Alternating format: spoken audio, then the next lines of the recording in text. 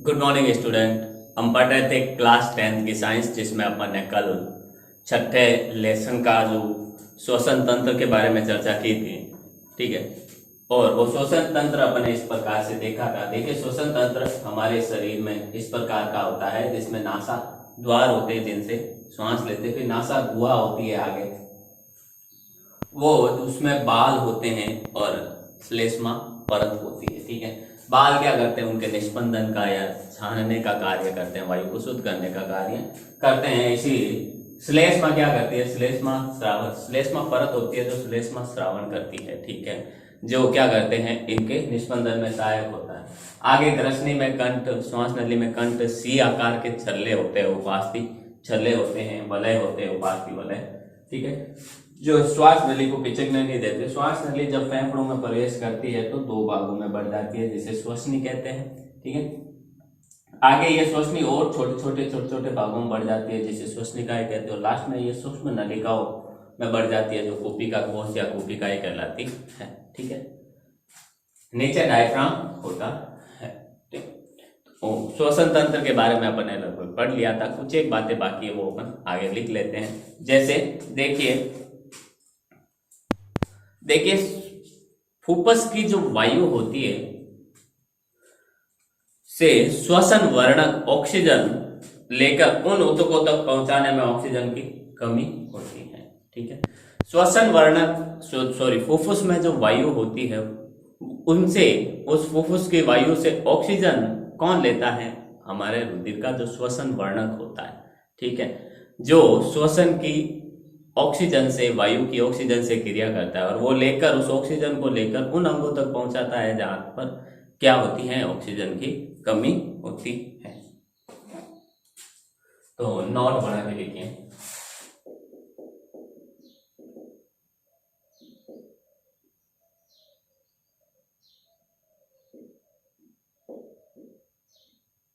फुफ्फुस की वायु में उपस्थित O2 को, ऑक्सीजन को श्वसन वर्णक क्या करता है? श्वसन वर्णक लेकर O2 को लेकर, श्वसन वर्णक लेकर उन अंगों तक पहुंचाता है, उन अंगों तक पहुंचाता है जिनमें ऑक्सीजन की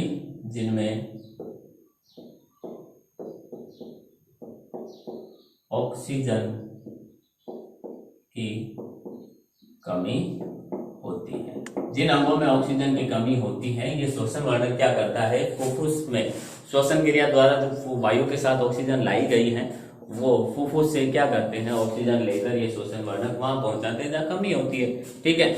मानव में श्वसन वर्णक हीमोग्लोबिन होता है। ये भी ध्यान रखने वाली बात है। 1 नंबर का सवाल पूछा जा सकता है कि मानव में श्वसन वर्णक कौन सा होता है? तो मानव में श्वसन वर्णक हीमोग्लोबिन होता है। मानव में श्वसन वर्णक हीमोग्लोबिन है, जो ऑक्सीजन के लिए उच्च बंधुता रखता है, जो ऑक्सीजन के साथ उच्च जोड़ने की उच्च क्षमता रखता है, बंधुता रखता है।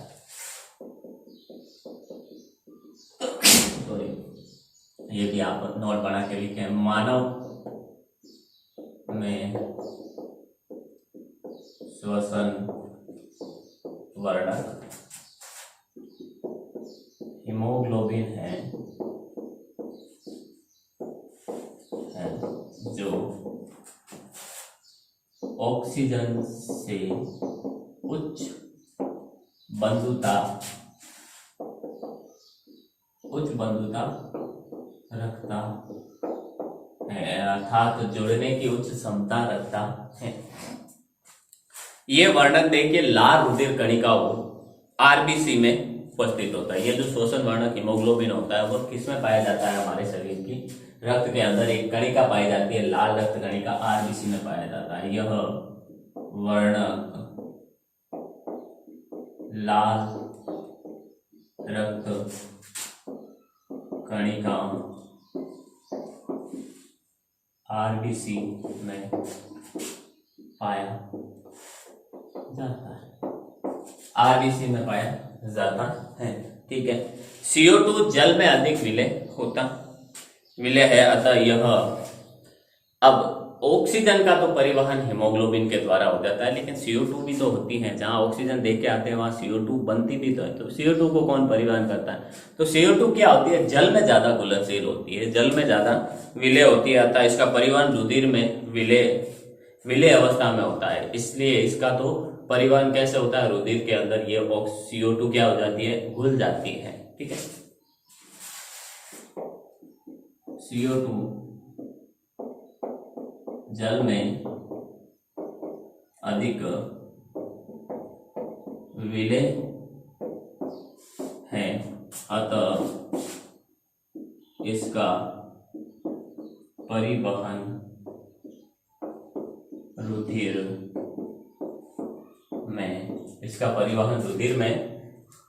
परिवहन रुधिर में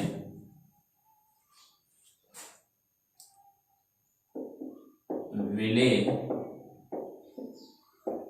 अवस्था में होता है। इसका परिवहन रुधिर में कैसे होता है? विलय अवस्था में, यानी घुलकर होता है। ठीक है, मानव में श्वसन ऋणात्मक दाब प्रवणता सिद्धांत पर कार्य करता है। ठीक है, देखिए मानव का जो श्वसन होता है वो एक सिद्धांत पर कार्य करता है जिसका नाम है ऋणात्मक दाब प्रवणता सिद्धांत। ये बहुत बड़ी बात है। मानव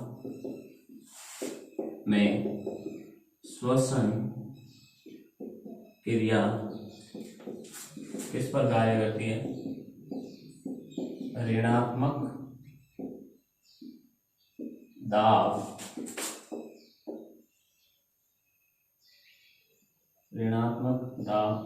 प्रवणता सिद्धांत पर आधारित है। ऋणात्मक दाब प्रवणता सिद्धांत पर आधारित है मानव की श्वसन। ठीक है, अब ऋणात्मक दाब प्रवणता सिद्धांत क्या होता है?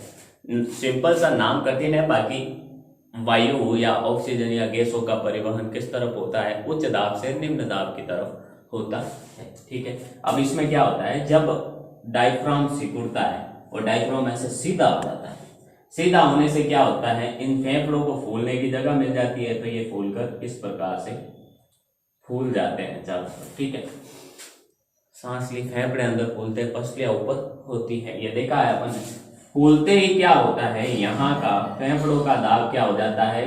कम हो जाता है, और बाहर का जो वायुमंडल का दाब हो जाता है वो उच्च हो जाता है, ज्यादा हो जाता है। ठीक है, और ऋणात्मक दाब प्रवणता सिद्धांत के अनुसार क्या होता है? ऋणात्मक दाब प्रवणता सिद्धांत के अनुसार वायु कैसे ज्यादा दाब से कम दाब की तरफ, उच्च से निम्न दाब की तरफ बहती है। जैसे डायफ्राम सीधा होता है, ये फूलते हैं, इनके अंदर का दाब, जो दाब होता है वो क्या हो जाता है? कम हो जाता है, जिससे बाहर का दाब ज्यादा रहता है, और ये ज्यादा दाब से जो भी वायु के साथ ऑक्सीजन होती है वो इन फेफड़ों में प्रवेश कर जाती है।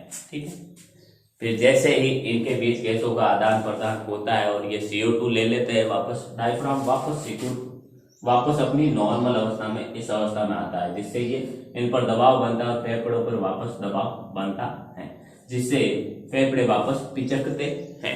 ठीक है, जिससे यहाँ दाब इस बार क्या हो जाता है? ज्यादा हो जाता है, इधर कम हो जाता है, जिससे CO2 क्या होती है? वापस है जैसे जैसे आराम से बात करी जाती है। ठीक है, ये हमारा श्वसन तंत्र है। स्क्रीन शॉट ले आप इसका।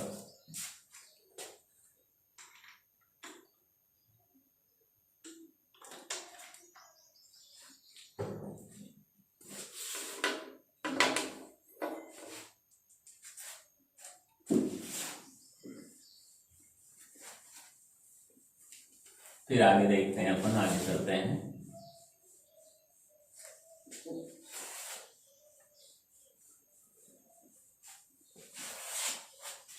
आगे है वहन अर्थात परिवहन। हम जो खाना खाते हैं, जो भी चीजें होती हैं, उनका परिवहन कैसे होता है शरीर में? जैसे अपन ने खाना खाया तो वो तो हमारे आमाशय में गया, छोटी आंत में गया, चलो शोषण हो गया, ठीक है। लेकिन उसी खाने की जो ऊर्जा है, उस ऊर्जा की जरूरत, उसमें खाने में जो ऊर्जा है, उस ऊर्जा की जरूरत हमारे पैरों में है, ठीक है। हम भाग रहे हैं तो अब हमारे पैरों में उसकी ऊर्जा की जरूरत है, तो वो ऊर्जा वहां तक कैसे पहुंचती है, उसको वहां तक कौन लेके जाता है। तो अगला हमारा टॉपिक है मानव में वहन। अगला हमारा टॉपिक है मानव में वहन। मानव में वहन कैसे होता है, ठीक है, यानी परिवहन कैसे होता है, पदार्थों का परिवहन कैसे होता है। हमारे शरीर में पदार्थों के वहन का कार्य कौन करता है, रुधिर करता है, रक्त करता है, ठीक है। हमारे शरीर में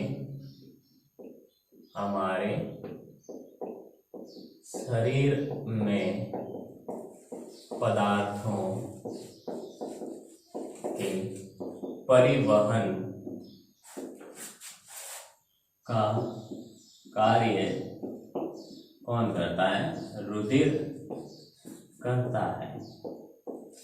रुधिर करता है हमारे शरीर में, जो पदार्थों के परिवहन का कार्य रुधिर करता है, ठीक है।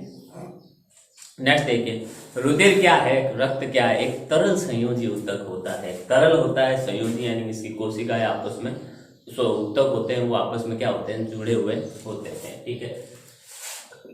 रुधिर एक तरल संयोजी ऊतक होता है। कई बार नौकरियों वाले सवाल में, कंपटीशन वाले सवाल में ये सवाल पूछा हुआ है एग्जाम में कि रुधिर क्या है, रुधिर कैसा ऊतक है, ठीक है। तो अपने भी पूछा जा सकता है रुधिर कैसा ऊतक है, 1 नंबर के सवाल में, ठीक है। आगे देखिए, रुधिर में एक तरल माध्यम होता है जिसे अपन प्लाज्मा कहा जाता है, जिसमें कणिकाएं निलंबित होती हैं। रुधिर में एक तरल माध्यम होता है जिसे प्लाज्मा कहते हैं, और उस प्लाज्मा के अंदर कणिकाएं पाई जाती है, ठीक है। रुधिर में एक तरल माध्यम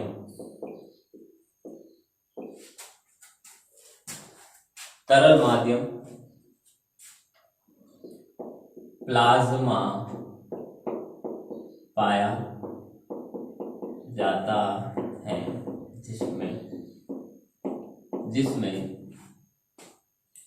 जिसमें कणिकाएं निलंबित होती हैं, जिसमें कणिकाएं निलंबित होती हैं, जिसमें सारी कणिकाएं क्या होती है, निलंबित होती है, ठीक है।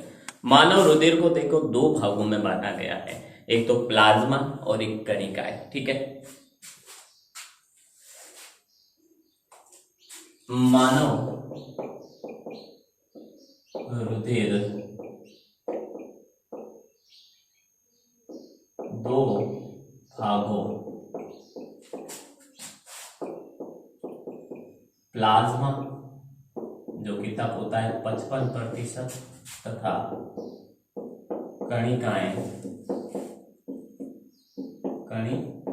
जो रक्त का 45%, जो रक्त का क्या होता है, 45% होता है। 2 भागों से मिलकर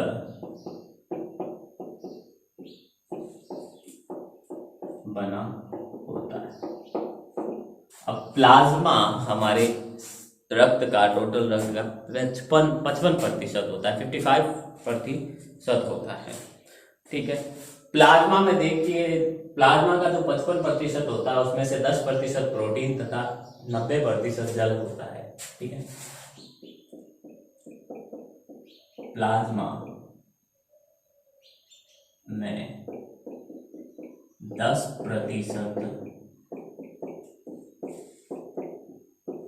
प्रोटीन तथा 90%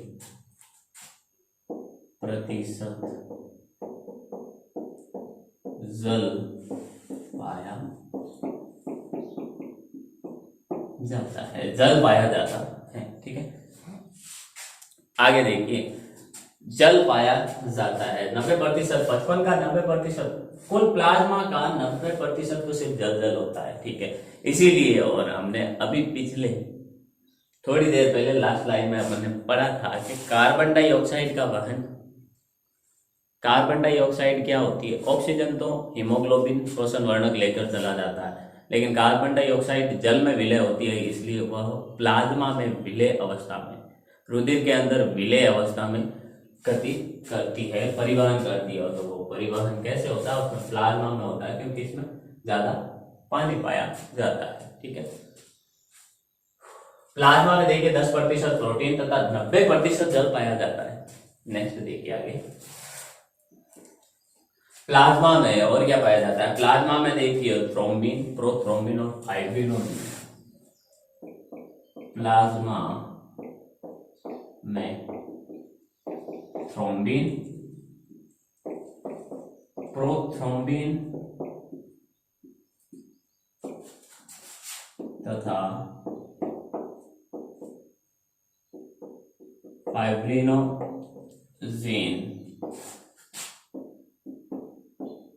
नामक प्रोटीन पाया जाता है, फाइब्रिनोजेन नामक प्रोटीन पाया जाता है। ठीक है, प्लाज्मा देखिए भोजन, प्लाज्मा क्या क्या करता है, तो खाने का परिवहन करता है, दूसरा CO2 का, और जो नाइट्रोजनी पदार्थ होते हैं, ठीक है, नाइट्रोजनी पदार्थ के वहन का कार्य करता है। ठीक है, प्लाज्मा भोजन, CO2 तथा नाइट्रोजनी पदार्थों के वहन का कार्य करता है। प्लाज्मा भोजन, CO2 तथा नाइट्रोजनी पदार्थों के वहन का कार्य करता है, मेन चीज है। ठीक है, इनके वहन का ये कार्य करता है। नेक्स्ट देखिए, ये तो हो गई प्लाज्मा की बात। ठीक है, कणिकाएं देखिए रक्त का 45% बनाती हैं। ठीक है, जिसमें देखिए RBC, WBC और प्लेटलेट्स या विमाणु पाए जाते हैं। ठीक है, कणिकाओं के रूप में क्या होते हैं, कणिकाओं के रूप में RBC, ठीक है, पूरा नाम लिख देते हैं, लाल रक्त कणिकाएं, RBC श्वेत रक्त कणिकाएं, WBC तथा बिंबाणु। ठीक है, प्लेटलेट्स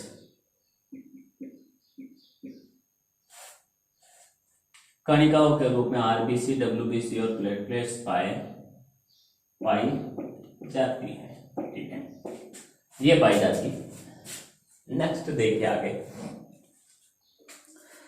आगे अगर अपन चर्चा करें तो RBC के बारे में अपन चर्चा करें तो RBC में क्या पाया जाता है, हीमोग्लोबिन पाया जाता है, और ये ऑक्सीजन को ले जाने का कार्य करता है, ऑक्सीजन के परिवहन का कार्य करती है। RBC में हीमोग्लोबिन पाया जाता है तथा ये ऑक्सीजन के परिवहन का कार्य करती है, ऑक्सीजन के परिवहन का कार्य करती है। ठीक है, नेक्स्ट देखिए, RBC ऑक्सीजन के परिवहन का कार्य करती है। ठीक है, क्योंकि इनमें श्वसन वर्णक हीमोग्लोबिन पाया जाता है, आरबीसी में हीमोग्लोबिन पाया जाता है, इसलिए ऑक्सीजन को लाने ले जाने का कार्य करती है। ये हमने पहले भी देखा है, अभी भी वापस वही पढ़ रहे हैं। डब्ल्यूबीसी क्या करती है? डब्ल्यूबीसी में रोगों से लड़ने की क्षमता होती है। ठीक है, डब्ल्यूबीसी हमारे शरीर में रोगों से लड़ने की रोग प्रतिरोधक क्षमता बनाती हैं। रोगों से लड़ने की क्षमता बनाती हैं। ठीक है, अर्थात हमारे शरीर में अगर हमारे शरीर में कोई रोगी प्रवेश करता है, जीवाणु कीटाणु बीमारी का कोई भी अवशेष, तो उससे लड़ने का कार्य डब्ल्यूबीसी करती है। ठीक है, आगे देखिए। अब लड़ने का कार्य करती है तो इन्हें क्या कहते हैं? इन्हें सैनिक कणिकाएं क्या कहते हैं? सैनिक कणिकाएं कहा जाता है। इन्हें क्या कहा जाता है? इन्हें सैनिक कणिकाएं कहा जाता है। ठीक है, ये ध्यान रखना। सैनिक कणिकाएं क्यों कहते हैं? क्योंकि जैसे हमारे देश में जो सैनिक हैं, जो आर्मी वाले हैं, वो बाहरी शत्रुओं से लड़ते हैं हमारे लिए। ठीक है, हमारे बॉर्डर पर रहकर, वैसे ही ये हमारे शरीर में जो बाहर से आने वाले हमारे शरीर के शत्रु है, जो रोग उत्पन्न करते हैं, उनसे लड़ने का कार्य करते हैं। ठीक है, फिर है डिम्बाणु। डिम्बाणु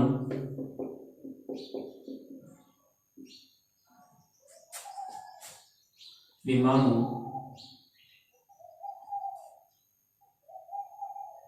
डिम्बाणु चोट लगने पर, डिम्बाणु क्या करते हैं? चोट लगने पर, डिम्बाणु चोट लगने पर निकलने वाले रक्त का थक्का बनाकर रोकने का कार्य करते हैं। रोकने का कार्य करते हैं। ठीक है, डिम्बाणु चोट लगने पर निकलने वाले रक्त का थक्का जमाने का कार्य करते हैं, जिससे कि रक्त का स्राव, रक्त बहता हुआ रक्त क्या होता है?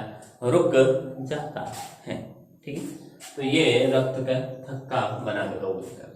तो ये लगभग हमने रक्त के बारे में चर्चा कर ली है अच्छे से। ठीक है, आगे देखिए।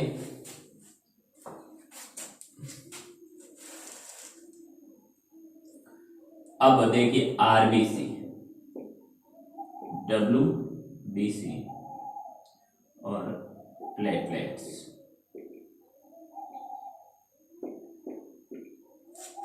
ध्यान देना, आरबीसी को एरिथ्रोसाइट कहा जाता है। क्या कहा जाता है? एरिथ्रोसाइट। वैज्ञानिक नाम अपने इसका बोल सकते हैं ल्यूकोसाइट। ठीक है, ल्यूकोसाइट। और प्लेटलेट्स को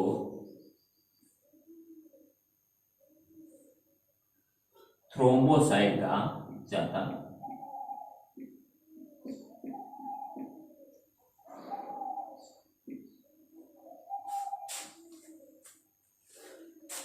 देखिए, आरबीसी का वैज्ञानिक नाम एरिथ्रोसाइट, डब्ल्यूबीसी का वैज्ञानिक नाम ल्यूकोसाइट और थ्रोम्बोसाइट, प्लेटलेट्स का वैज्ञानिक नाम थ्रोम्बोसाइट। कमी से, आरबीसी की कमी से रोग एनीमिया होता है। क्या होता है? एनीमिया रोग होता है। आरबीसी की कमी से कौन सा रोग होता है? एनीमिया रोग होता है। डब्ल्यूबीसी की कमी से रोग ल्यूकेमिया होता है, ल्यूकेमिया रोग होता है। और प्लेटलेट्स की कमी से रक्त का थक्का नहीं जमता, रक्त का थक्का नहीं जमता तो रक्त लगातार बहता रहता है, रक्त लगातार बहता रहता है। तो रक्त लगातार क्या होता है, बहता रहता है, और रक्त लगातार बहता रहता है जिसके कारण क्या हो जाता है, व्यक्ति की मृत्यु हो जाती है। ठीक है, तो ये हमारा वहन है, मानव में वहन कैसे होता है। ठीक है, स्क्रीनशॉट लें आप इसका।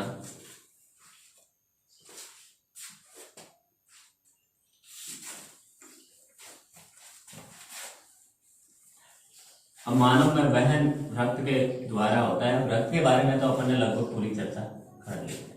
अब मानव में वहन रक्त को एक जगह से दूसरी जगह पहुंचाने के लिए भी एक तंत्र कार्य करता है, एक मानव अंग है जिसे मानव का पंप कहा जाता है। ठीक है, जैसे मानव का पंप कहा जाता है वो है हमारा हृदय। हृदय के बारे में आज अपन थोड़ी सी चर्चा कर लेते हैं। ठीक है, देखिए हृदय, अब लिखना कुछ नहीं, आपको बस देखना है। ठीक है, मानव देखिए हृदय में दो प्रकार की वाहिकाएं पाई जाती हैं। देखिए मानव का हृदय में दो भागों में बटा होता है। देखिए मानव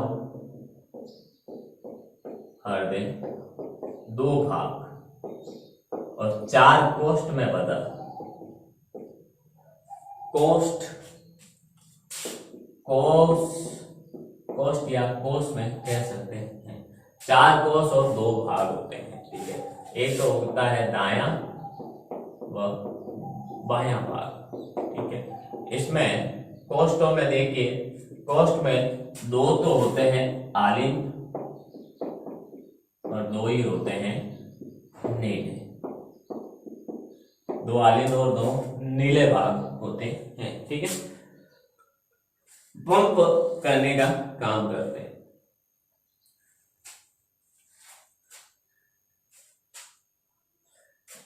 ठीक है, अब देखिए मान लो हमारा ये इस प्रकार से हमारा हृदय, इस प्रकार से ये हमारा हृदय है।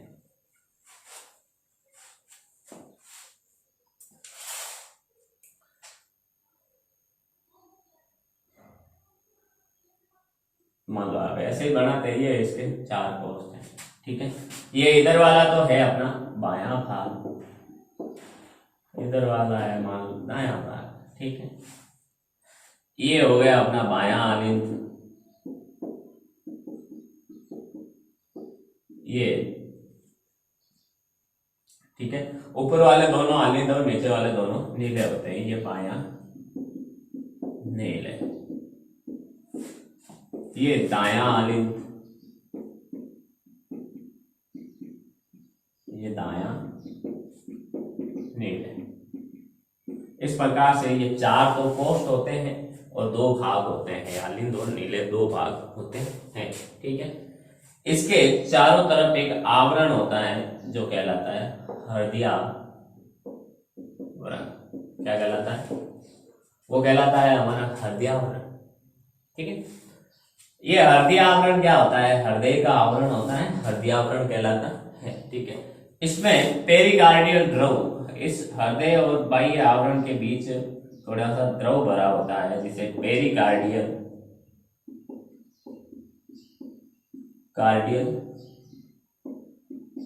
द्रव या हृदयावरण